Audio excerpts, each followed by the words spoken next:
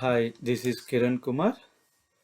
In this video, I am going to discuss about the important concept that is diluted EPS. First, we try to understand the meaning of diluted EPS.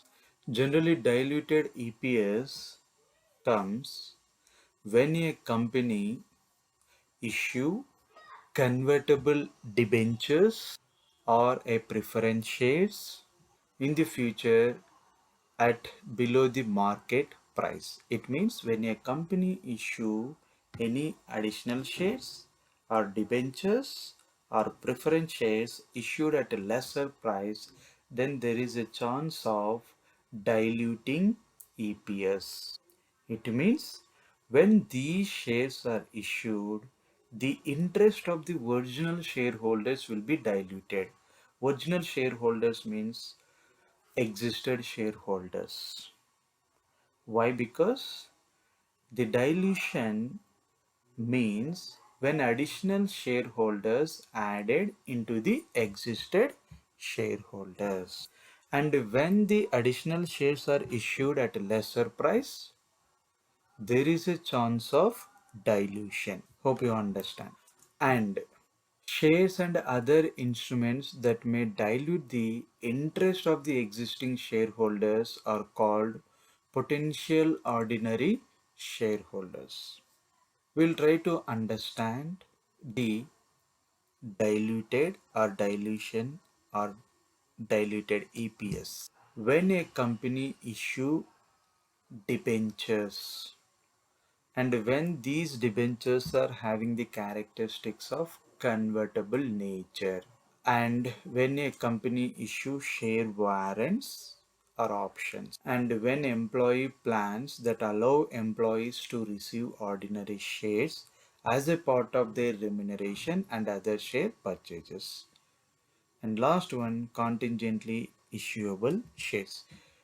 It means if you observe all these 4 points, all four instruments are having the nature of convertible into the equity shares.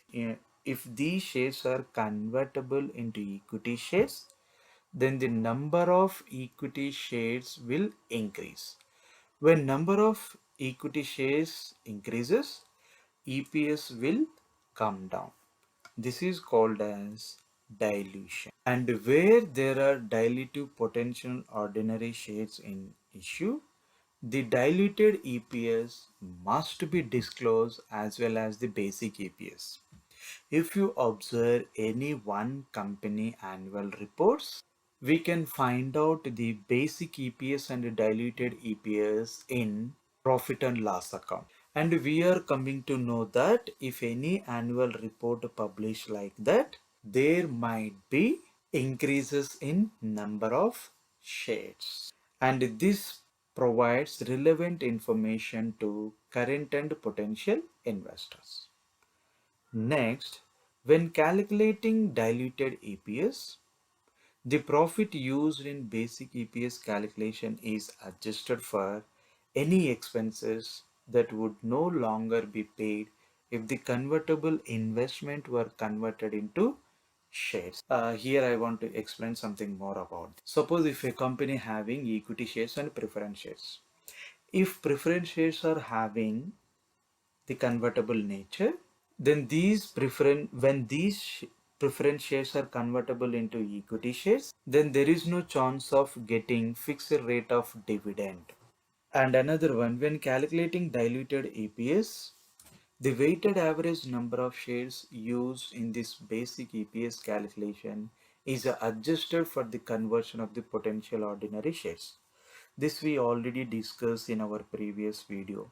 Whenever company issued additional shares or whenever there is a chance of increasing number of additional shares, then the company should calculate weighted average number of shares and then they should publish the basic EPS and diluted EPS in their annual reports. Now coming to the next concept, assessing EPS as a performance measure.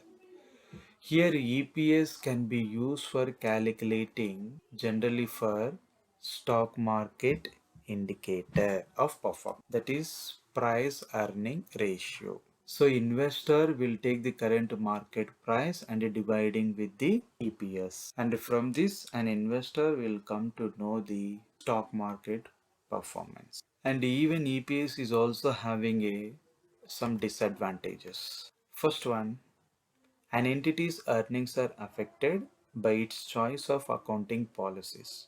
Therefore, it may not always be appropriate to compare the EPS of different companies. Selection of the choice of accounting policies will affect the EPS calculation.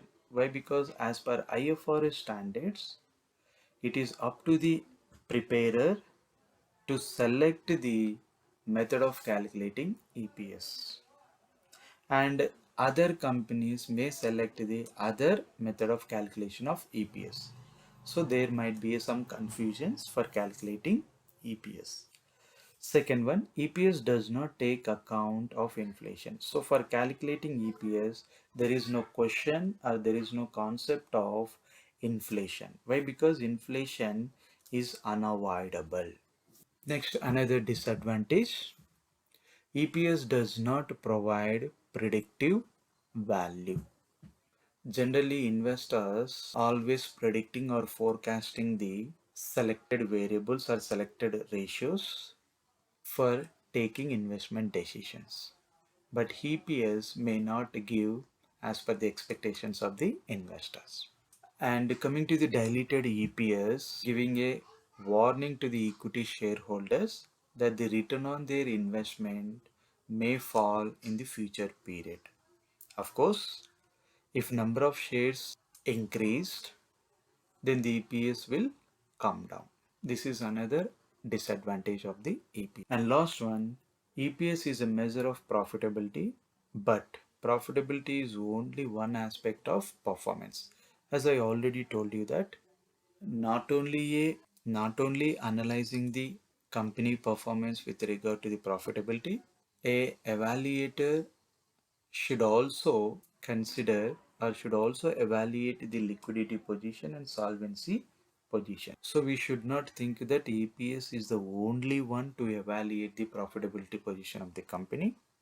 There are some other profitability ratios are also there, which plays a vital role, like return on equity, return on capital employed, return on investment. Even these are also plays a vital role, or these are also very significant ratios to explain about the profitability position of the company. Thank you very much for watching my video.